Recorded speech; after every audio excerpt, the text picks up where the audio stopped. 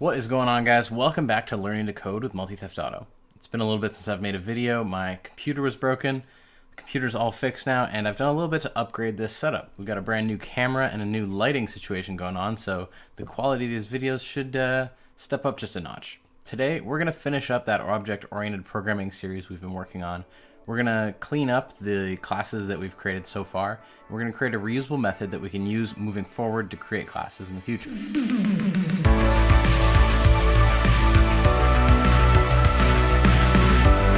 Okay, so we want to clean up what we did in the last episode where we built our very first class, the organization class.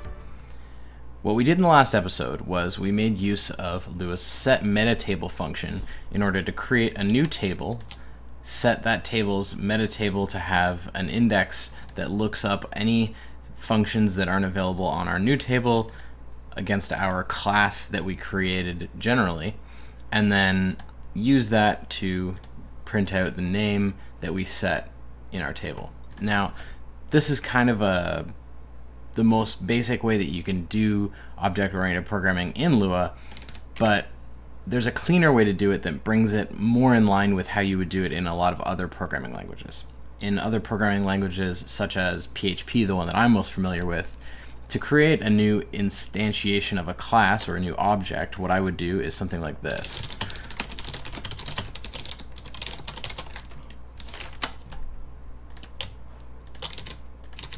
So I just created a new police variable, and I just said new organization, and I passed in a constructor argument for what I want to be passed in and set as a property on the organization class. Now, in Lua, we can get very close to doing something like this. We can't use new, but what we can do is make use of that _call metatable key that we discussed very briefly in the last episode. So how we go about doing that is we create a new function. We're just going to call that class, and that's just going to accept in a table. And then in here, what we're going to do is we're going to set a metatable on that table that got passed in, and that is going to allow us to enhance the functionality of our organization class. So what we're going to do is we're just going to take this function that we've created, and we're going to wrap our our organization table or class with this class method. Now, the last thing we're going to do in this function is return TBL, and let's just define what we want to do here. So the first thing we want to do is set a metatable on the passed in table.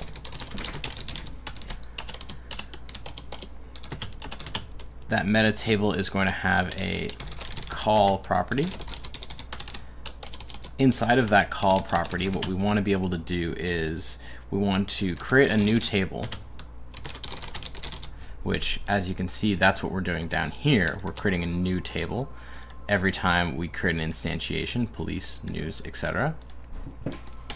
On that new table, we want to create a metatable for that as well and set the index to our class. And once we have that set, we want to call a constructor. So a constructor method on the class, I'll get into that in a second. And then finally, we want to return our new table. So let's go ahead and see what that's going to look like. So first thing we want to do is set metatable on our table. And we're going to have our call property equal a new function. Now, the call property accepts two arguments, class, and then ... isn't really an argument. What that means is any other arguments that get passed in will be created as a table inside of this ... special variable that Lua provides. So what we can do then is when we're down here calling organization, when we pass Los Santos Police Department, that is going to be the first value that is in this ... table. And then we can add more constructor arguments as we go along, and they will just be added into that table. So what we want to do Now inside of our call is create a new table. So I like to call it self. Self is just a general keyword that is often used to reference the object when you're within the object. So you can see down here we use self for get name and set name to reference that self is the current table that you're inside of in that method.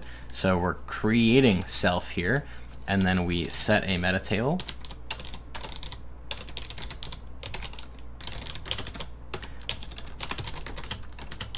So class CLS that is passed into call is going to be it's going to be this table variable that we had up here. It just gets passed into this closure for us so we can make use of it inside of here. So we're just going to make the self table have the index of this, which is exactly what we're doing down here when we index organization manually. Once we've set that, what we want to do is call the constructor. And what we're going to do here is we're going to pass in ...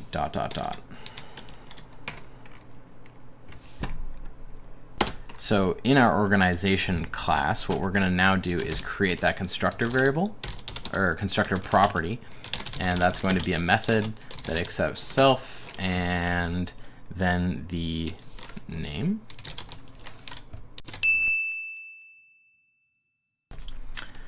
And let's just change this output chat box to an output server log, and we will restart organization.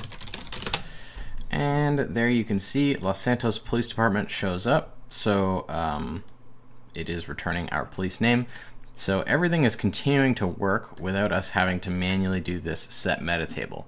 And the beauty of this class function is that you only have to write it once, and once you've written it, you can use it over and over again for all future classes, and you can keep your classes looking really consistent and really easy to use and pretty readable.